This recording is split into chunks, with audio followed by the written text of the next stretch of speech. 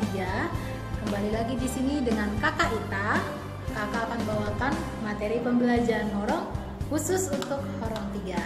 Nah, gimana tadi adik-adik sudah dengar dong khotbahnya sama pendeta hari ini? Tapi sebelumnya kakak akan bacakan kembali firman kita hari ini tertulis dari Matius 28 ayat 16 sampai 20. Kakak akan bacakan untuk kita semua. Dan ke-11 murid itu berangkat ke Galilea, ke bukit yang telah ditunjukkan Yesus kepada mereka. Ketika melihat Dia, mereka menyembahnya, tetapi beberapa orang ragu-ragu.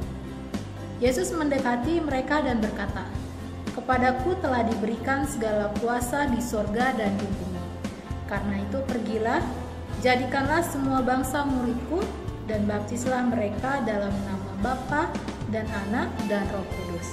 Dan ajarlah mereka melakukan segala sesuatu yang telah kuperintahkan kepadamu, dan ketahuilah, aku menyertaimu senantiasa sampai kepada akhir zaman."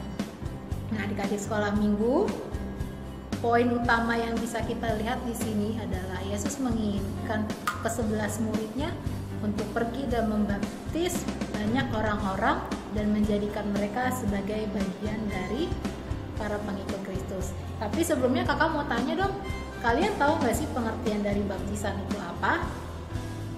Nah, kakak akan ceritakan sedikit di sini. Sederhananya, di sini baptisan itu termasuk ke dalam salah satu sakramen di gereja kita. Nah, jadi di HKBP itu khususnya Protestan ada 2 jenis sakramen. Yang pertama itu baptisan, yang kedua adalah perjamuan kudus. Nah, sakramen di sini itu artinya berarti dia sakral atau suci. Kata ini biasanya dipakai untuk kita termasuk HKBP, menyebut upacara khusus yaitu untuk baptisan dan juga perjamuan kudus.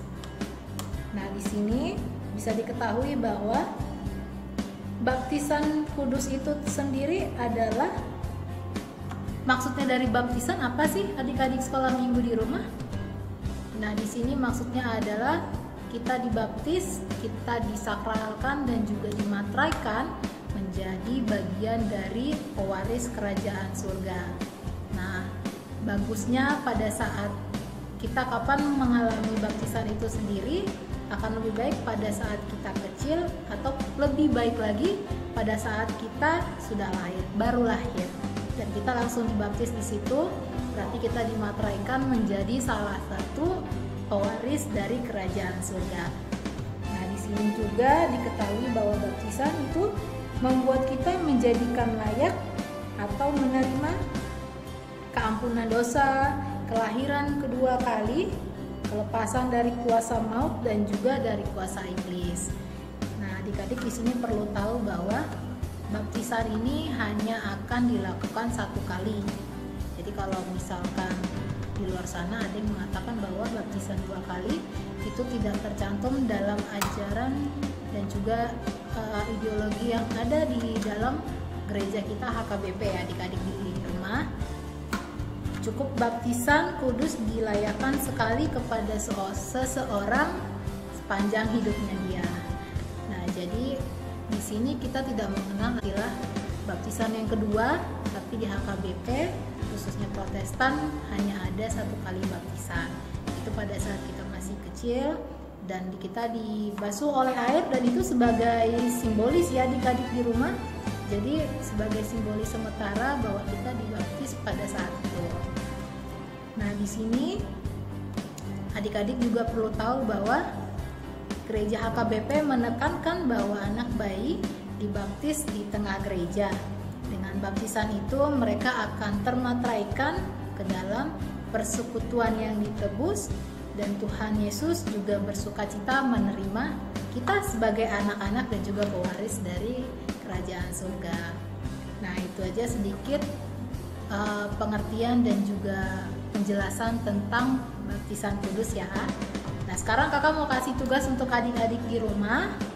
Kakak minta buat dalam bentuk video, kalian ceritakan bagaimana proses pada saat kalian dibaptis waktu kecil. Boleh ditanya ke mama papanya, "Ma, waktu itu gimana sih abang atau adik baptis di gereja prosesnya seperti apa. Nah, terus diceritakan juga kalian di situ dibaptisnya pada tanggal berapa dan di gereja mana. Jadi semuanya dijelaskan dalam bentuk video. Kirimkan nanti videonya ke kakak Ita ya, jangan lupa dikerjakan hari ini juga. Nah, itu saja materi pembelajaran horong untuk horong 3. Sampai bertemu lagi di materi-materi pembelajaran horong berikutnya di minggu-minggu selanjutnya. Sampai jumpa, Tuhan Yesus memberkati kita semua.